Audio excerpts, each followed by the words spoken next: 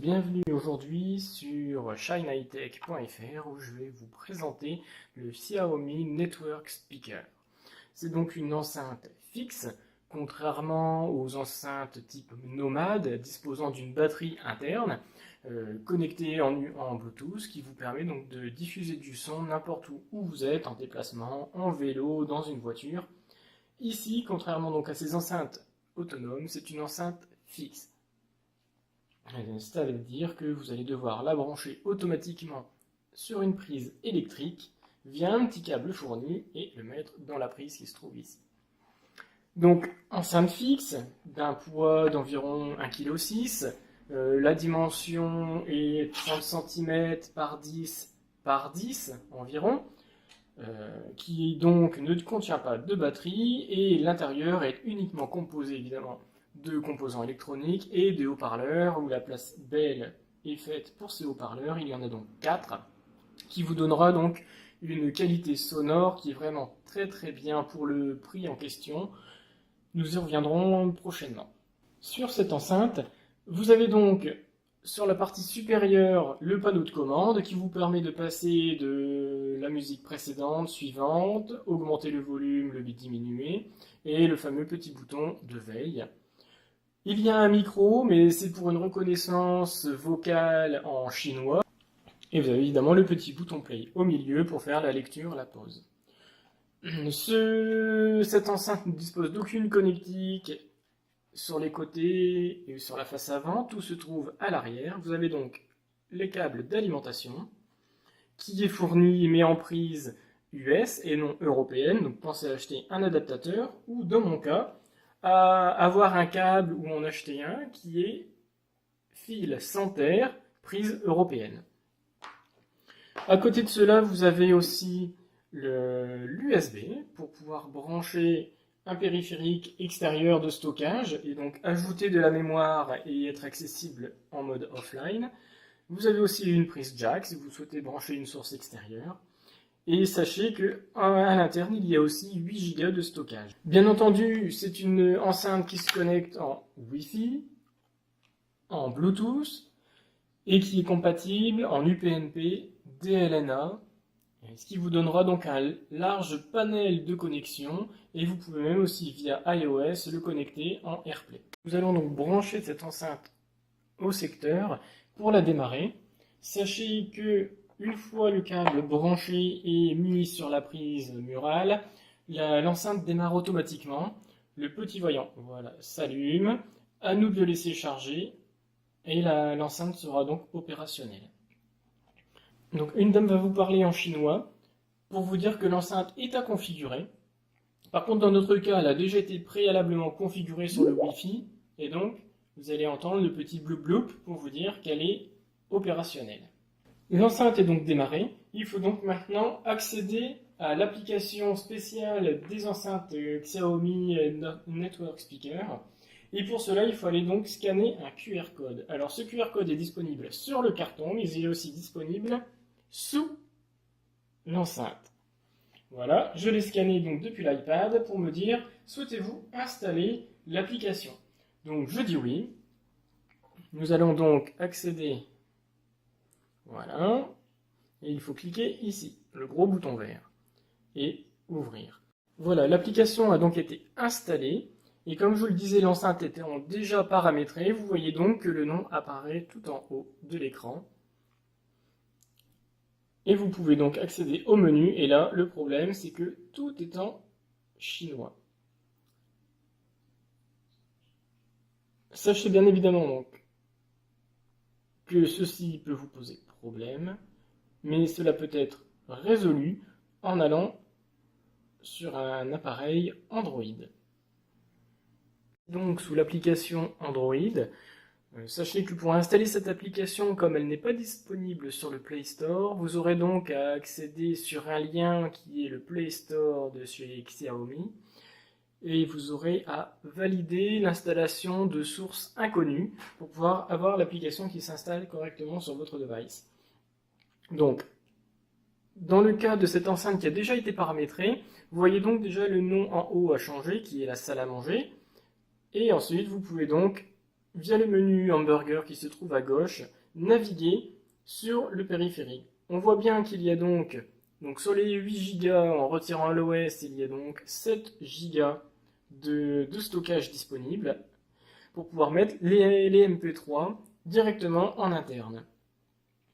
Vous pouvez donc accéder au paramétrage, où vous pourrez donc réaliser un shutdown dans 10 minutes par exemple, corriger les effets sonores, où vous allez pouvoir dire je préfère avoir une écoute dans les conditions normales, plutôt axée sur la voix, les basses, le treble, ou alors après customiser vous-même le son pour que cela corresponde à ce que vous aimez et comment vous souhaitez écouter le son.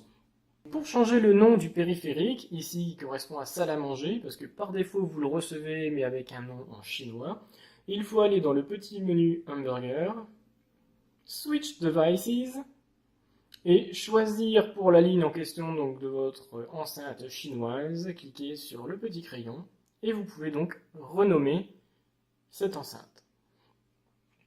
Elle sera donc disponible via du Bluetooth.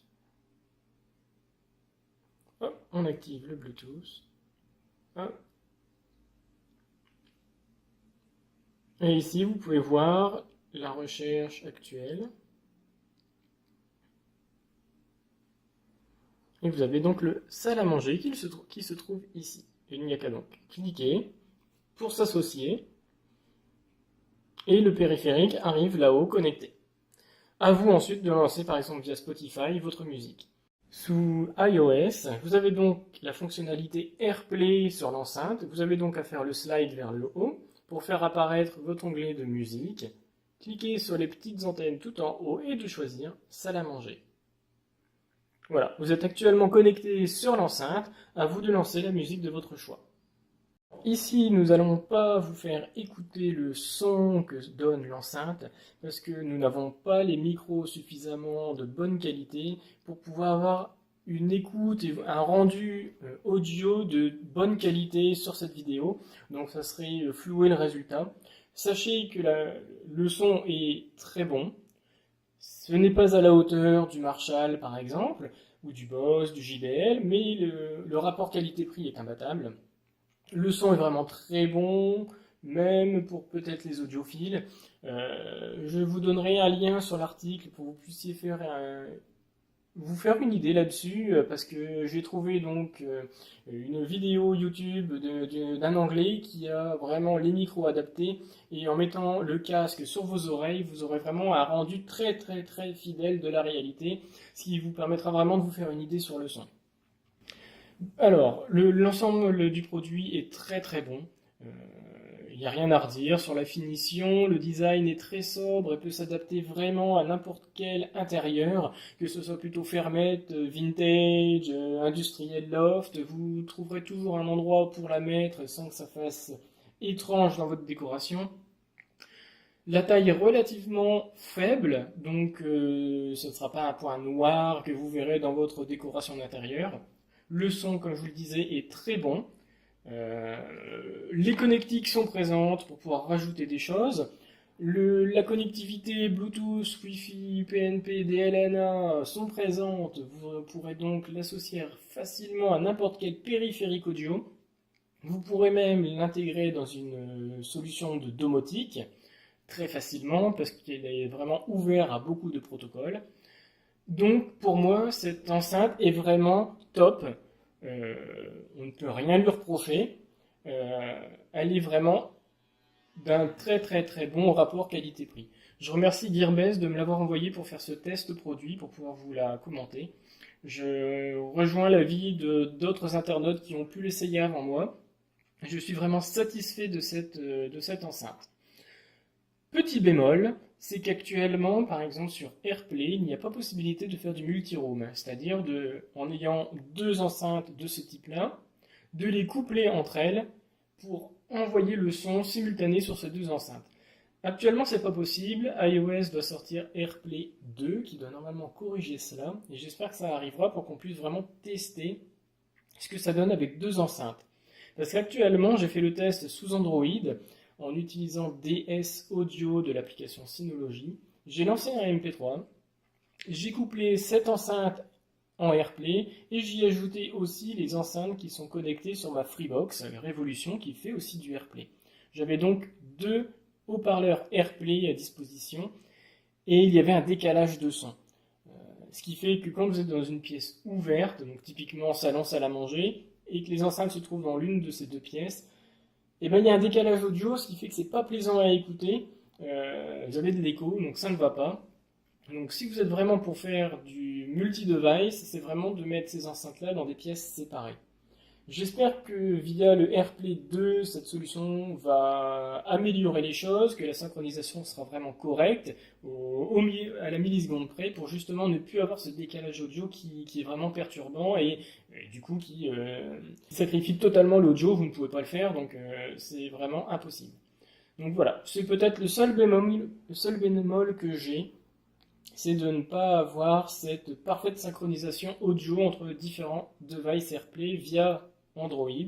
Donc j'espère que sur Apple, ce système sera corrigé et qu'on pourra vraiment profiter d'un multi-device parfait.